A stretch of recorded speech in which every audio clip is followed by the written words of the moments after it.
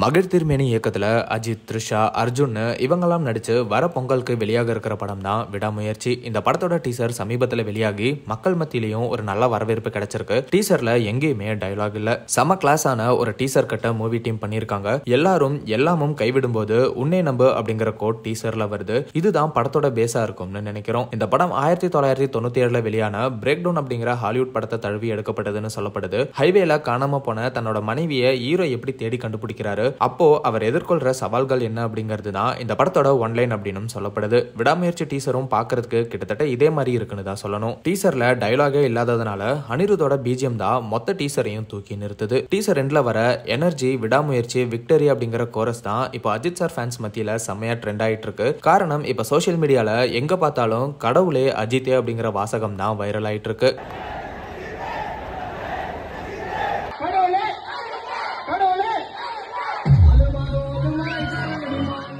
மக்கள் எங்கெல்லாம் கூட்டம் கூடுறாங்களோ அங்கெல்லாம் கடவுளே அஜித்தேனு கத்தி வைப் பண்றத பார்க்க முடியுது. இப்படி கடவுளே அஜித்தேனு வைரல் ஆகிறது தான் அனிருத் முயற்சி விக்டரின்னு மாத்தி நம்மளையெல்லாம் வைப் பண்ண வச்சிருக்காருன்னு எல்லாருமே சொல்லிட்டு வராங்க.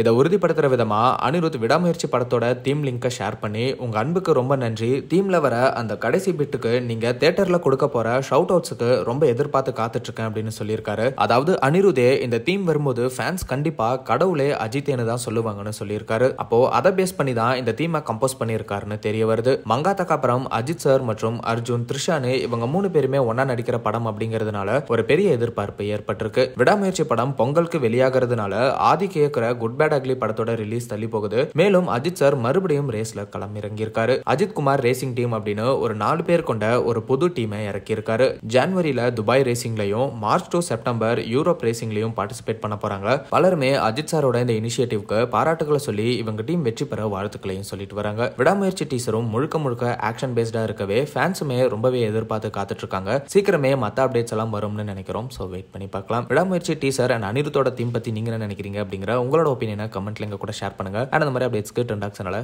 சப்ஸ்கிரைப் பண்ணுங்க.